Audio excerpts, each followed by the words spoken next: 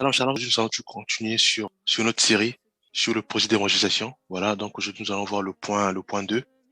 Donc ça va être se nourrir quotidiennement de la Bible, de la parole du Seigneur et prier. Voilà, donc le premier point c'était être honnête. Nous devons être honnêtes et sincères, puisqu'en fait, nous avons on a la mission, on a la vision d'évangéliser, d'évangéliser 5 personnes. Et avant même d'évangéliser, avant même de parler du Seigneur à nos pères, à nos mères, à ceux qui nous entourent. Donc, on doit déjà premièrement être simple et honnête. Voilà, ça on l'a vu. Et là, aujourd'hui, nous allons voir, nous devons maintenant nous nourrir de la parole du Seigneur. Nous devons nous nourrir de la parole du Seigneur parce qu'on ne peut pas aller voir notre père, notre mère sans la connaissance de la parole. Voilà, donc nous nourrir de la parole et aussi nous devons prier. Voilà, pour cela, nous allons lire quelques versets bibliques. Donc, on va commencer déjà par un simple verset. Bon, on sait que la parole du Seigneur est toujours puissante. Donc, c'est 1 Corinthiens 10:3 qui dit qu'ils ont tous mangé le même aliment spirituel.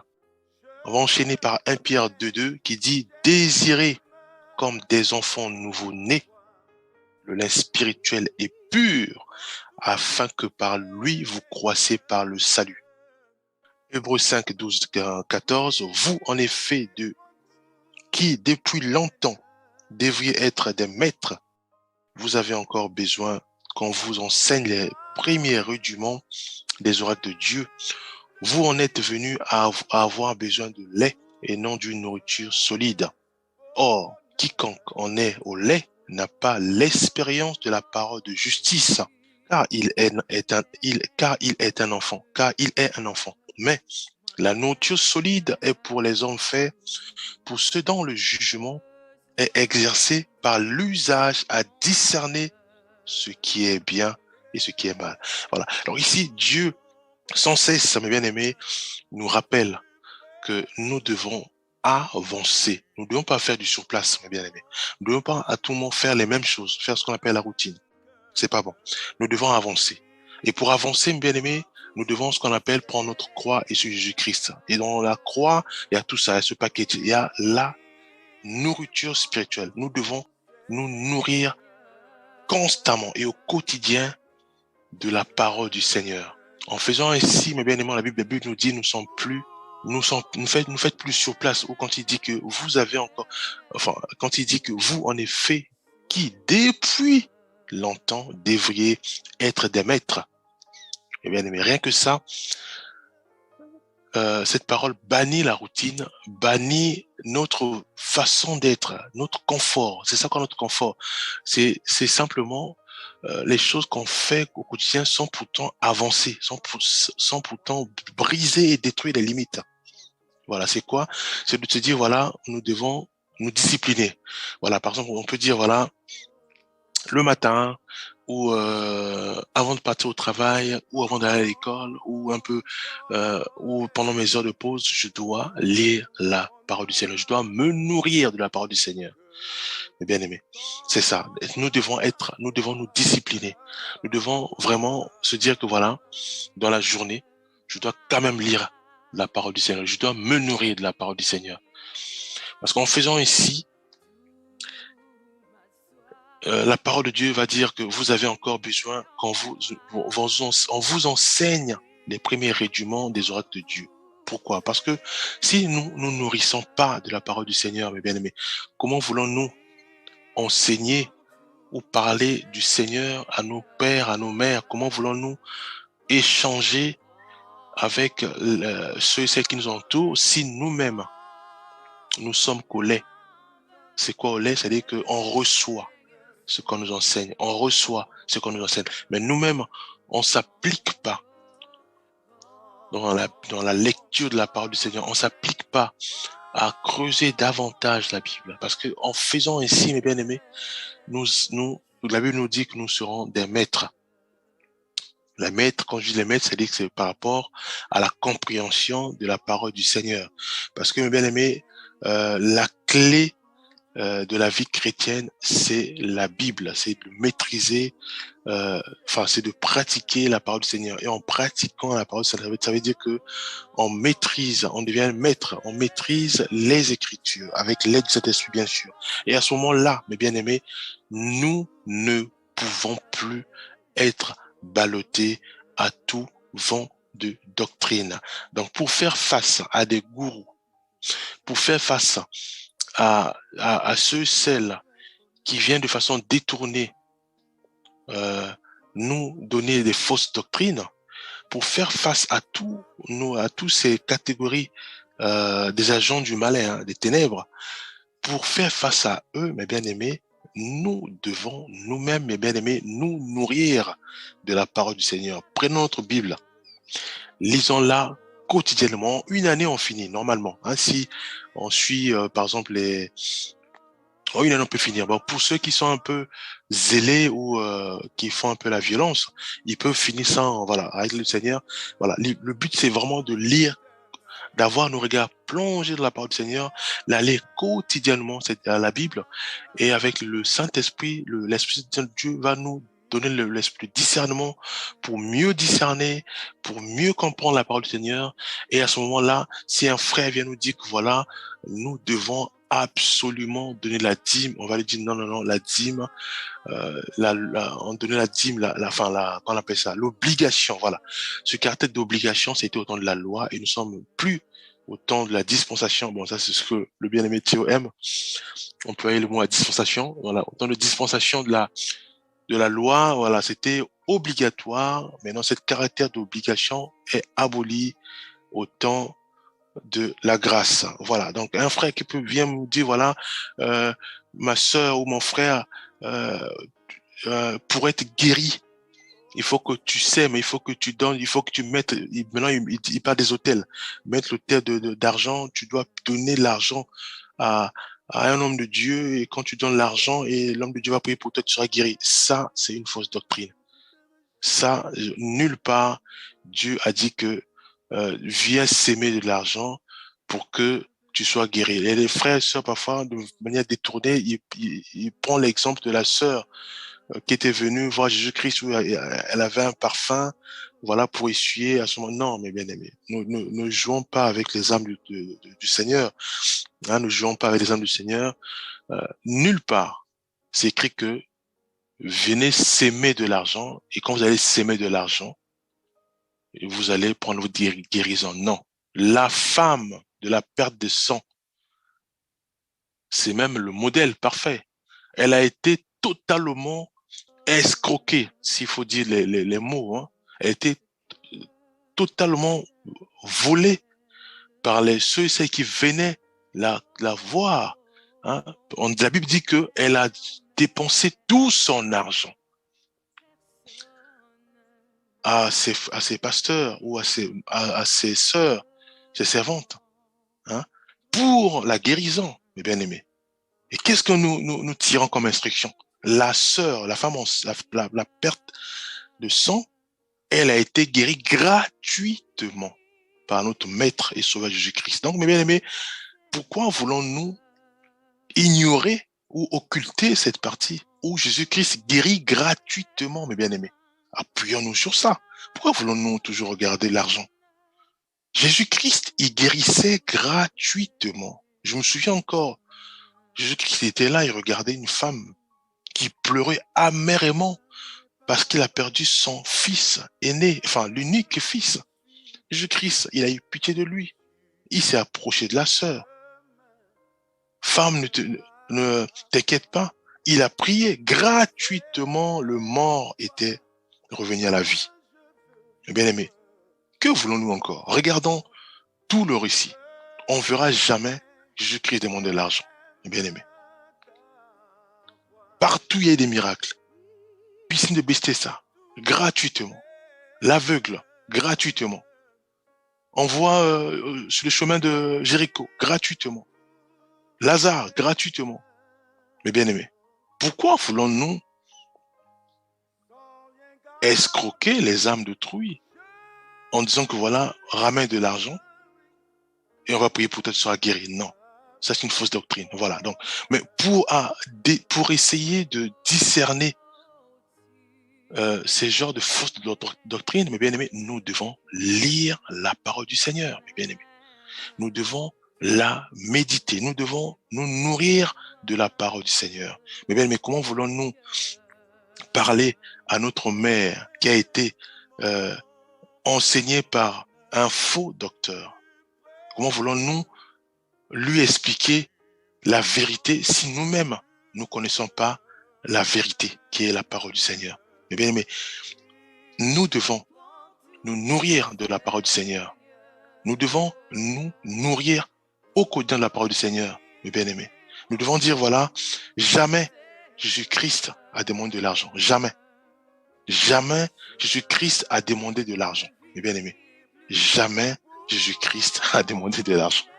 Pour guérir même celle qui était possédée là, celle qui a mis le parfum. Jamais Jésus-Christ lui a demandé de l'argent. Hein? Donc, c'est ça. Nous devons dire à nos pères, à nos mères, non. L'apôtre qui est venu te voir, c'est pas... en fait, il t'a ramené une fausse doctrine. Hein? Parce que Jésus-Christ dira, comment voulez-vous servir Dieu et maman? Donc, il y a Dieu et il y a maman. Maman, c'est l'image de l'argent. Donc, l'apôtre qui est venu te voir, c'est lui, cet apôtre sert maman. Mais moi, qui suis ton fils, moi, je sers Dieu. Pourquoi? Parce que en lisant sa parole, en la méditant et en mettant en pratique ta parole et en mettant la parole du Seigneur. Et la parole du Seigneur dit ceci, ma mère, mon père, que nous ne devons pas payer un pasteur pour qu'il puisse prier pour nous et que nous puissions trouver la guérison. Non, c'est pas écrit nulle part. Nous devons au contraire prier sincèrement et c'est gratuit. La guérison, elle est gratuite. Voilà. Donc, si un apôtre, un prophète, même un chrétien qui prie, vient te voir, toi qui es ma sœur, toi qui es mon frère, toi qui es mon père, mon oncle, te dire que toi, pour cette guérison, pour ça, pour cette perte de sang, pour cette maladie chronique, pour cette dépression, pour ces problèmes de tension, non, là, c'est une dimension encore plus haut. Tu dois s'aimer, tu dois mettre, maintenant, ils parlent des hôtels. Tu dois mettre le thé de l'argent. Hein, même pas le thé de la prière, même pas le thé de la lecture de la Bible, mais le thé de l'argent. Eux, c'est le matériel. Hein, c'est le thé de l'argent. Hein, à ce moment-là, tu vas voir cet hôtel-là, Dieu va agréer et puis tu vas être guéri. Non, ça, c'est une fausse doctrine. Nulle part, Dieu a dit, il faut mettre le thé de l'argent. Mes bien-aimés. Voilà. Donc, c'est ça que nous devons dire ça. Nous devons dire à nos parents. Mais pour dire cela, on doit démontrer les Écritures, mes bien-aimés. On doit montrer à notre père qui est instruit, à notre mère qui est instruite pour dire que voilà, la parole de Dieu, c'est ceci. Donc, par exemple, 1 Jean, voilà, pour ceci. On doit montrer dans la Bible. Parce qu'on peut pas nous parler comme ça sans donner des versets bibliques. C'est important. C'est la philosophie. Un chrétien ou une chrétienne doit parler avec les Écritures. C'est comme ça que on convainc notre Père. Voilà, parce que c'est pas nous qui convainc, c'est Dieu qui doit toucher son cœur. Et Dieu, pour toucher son cœur, nous devons utiliser sa parole. C'est sa parole qui doit détruire les forteresses sémées par les faux pasteurs, les faux docteurs. C'est la parole. Dieu dira toujours, vous devez vous appuyer sur moi, mes bien-aimés. Nous ne devons pas venir avec notre raisonnement, dire à notre tante ou à notre sœur que ce que tu as appris de des hôtels liés à l'argent, c'est une fausse doctrine. Non, mais il faut que nous puissions nous appuyer sur la parole. C'est la parole qui va parler à notre tante et c'est la parole qui va détruire cette forteresse, la restaurer complètement. C'est pour cela que nous ne devons pas beaucoup parler, nous devons au contraire nous appuyer dans la parole du Seigneur et partager cette parole. Mais pour le faire, nous devons nous nourrir de la parole. mes bien-aimés, pour évangéliser nos frères, nos sœurs, nous devons nous nourrir de la parole. Nous devons nous nourrir de la parole, mes bien-aimés. Voilà, nous allons encore lire un verset, donc ça va être Ésaïe 25:6. L'Éternel des armées prépare à tous les peuples sur cette montagne un festin de mets succulents, un festin de vin vieux, de mets succulents, plein de moelle de vin vieux clarifié. Ésaïe 55:2. Pourquoi pensez-vous de l'argent pour ce qui ne nourrit pas? Pourquoi travaillez-vous pour ce qui ne rassasie pas? Écoutez-moi donc, et vous mangerez ce qui est bon, et votre âme se délectera de mets succulents. Mais bien aimés, pourquoi voulons-nous toujours tourner autour de l'argent? Pourquoi voulons-nous tourner autour du matériel? Mais bien aimés, Dieu nous demande simplement, pourquoi travaillez-vous pour ce qui ne rassasie pas? Pourquoi pesez-vous de l'argent pour ce qui ne nourrit pas? Et après, il dit, et vous mangerez ce qui... Il dit, écoutez-moi. C'est quoi écoutez-moi? C'est la parole, mes bien-aimés. Nous devons lire la parole du Seigneur, la Bible, simplement. La Bible, la lire, la mettre en pratique, c'est ça, écouter. Quand tu lis, quand tu écoutes une personne, ça veut dire quoi? Ça veut dire que en fait, nous sommes attentifs et nous mettons en pratique ses conseils. C'est pareil avec Dieu. Nous méditons, ça veut dire que nous lisons la Bible et nous la mettons en pratique. Il dit, écoutez-moi donc, et vous mangerez ce qui est bon, mes bien-aimés, et votre âme, donc notre salut, mes bien-aimés, notre âme se délectera de mes succulents. Notre âme va être nourrie par la parole du Seigneur, nourrie, mes bien-aimés. À ce moment-là, nous allons détecter les fausses doctrines. Nous allons le détecter et avec la parole du Seigneur, on nous a dit non, ça, c'est pas écrit, ça, c'est écrit. Voilà. Donc Dieu nous demande simplement d'appliquer la parole du Seigneur. C'est comme ça, mes bien-aimés, qu'on doit faire. Mais dans la douceur, dans la joie et dans l'amour. Nous ne devons pas condamner ou voilà, même si la Bible nous parle d'exposer, mais nous devons. Moi, je préfère suivre la stratégie qui est biblique, bien sûr, mais de la douceur, de la joie et en recherchant la paix avec tous, en disant à mon frère qui est en face, écoute, peut-être que tu as été mal enseigné, peut-être que voilà, le bishop ou l'archibishop qui t'a enseigné, t'as pas instruit, enfin, elle t'a pas donné 2 ou 3 versets. Ce verset, par exemple. C'est ça. Avec amour, on échange. On dit, voilà, ça, c'est pas bon. Ça, c'est pas cohérent. Jamais dans la Bible, Dieu a demandé de l'argent pour guérir les gens. Pourquoi on parle de l'autel de l'argent? Jamais dans la Bible, Dieu, voilà. C'est ça, mes bien-aimés. On échange dans la douceur, dans la joie et dans la bonté. Voilà. Mais pour cela, pour y arriver, nous devons, euh, lire, nous nourrir de la parole du Seigneur. Donc, la parole du Seigneur, c'est la clé pour détecter les faux docteurs, les fausses doctrines. C'est en lisant la parole du Seigneur qu'on arrive à la stature parfaite de Christ et à ne plus être ballotté à tout vent de doctrine. Ça, c'est une bonne stratégie, je pense. Je crois fermement, puisque c'est la Bible.